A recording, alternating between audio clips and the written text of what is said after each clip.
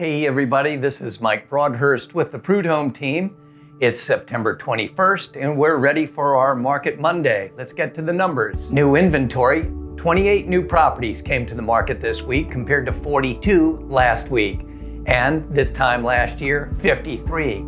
That's a decline in new inventory of almost 50%. The year-to-date numbers, we have 1,496 properties that have come on the market compared to 1,705 this time last year, year-to-date, and that's a decline in inventory by about 12%. Number of sales this week, 23. That compares to last week's abnormally low 13, and last year we had 34 properties closed. That's a decline of about 33% in properties that have closed. Year-to-date, 1,193 properties have closed, compared to 1,223 properties last year, and that's just a decline of 2.5% year over year. The properties going under contract continue to be impressive. This week, 47 properties went under contract.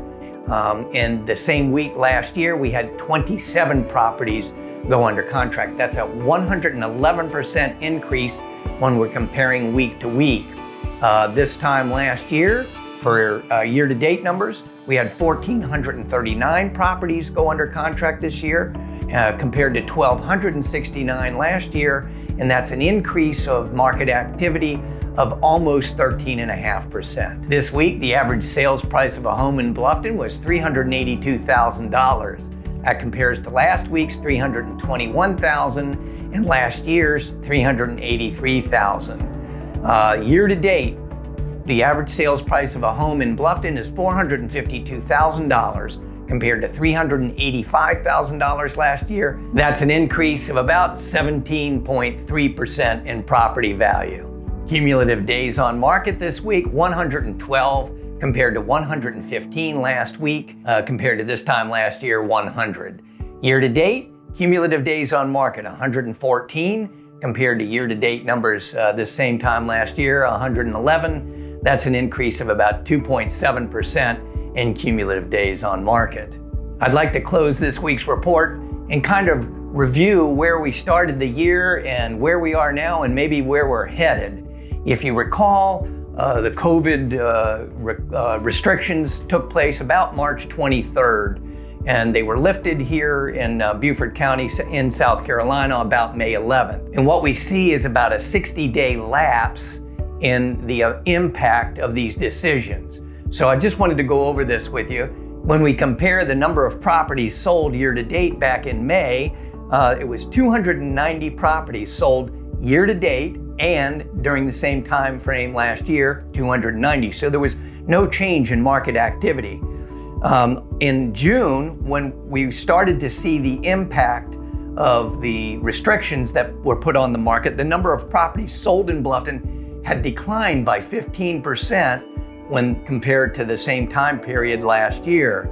And then July 6th, when we were starting to rebound because of the lifting of the restrictions, the number of properties sold were still lagging. We were 16% behind. But in August, we saw a significant increase in the number of properties sold. So in other words, we were well beyond the lifting of the restrictions, and we were seeing the impact of people returning to the market. The number of houses sold were only off by 11%. And if you look back earlier in today's report, you can see that we're now off only by 2.5%. So what we see with the number of properties going under contract is some pretty significant change. By the end of the year, we fully expect that the number of properties that have closed in Bluffton will exceed the number of properties that sold last year.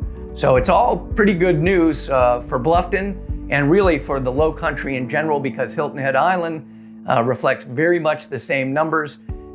It's a good time to sell if you're a seller. Interest rates are low. It makes housing affordable. The Housing Affordable Index is at an all-time low for purchasers. So there's no wonder why the real estate market is so active and dynamic. Hey, let's take a look at the market next week. We'll see you then. I'm Mike Broadhurst. Give me a call if you're interested in listing or buying. My number is 843-837-7773. Thanks, everybody.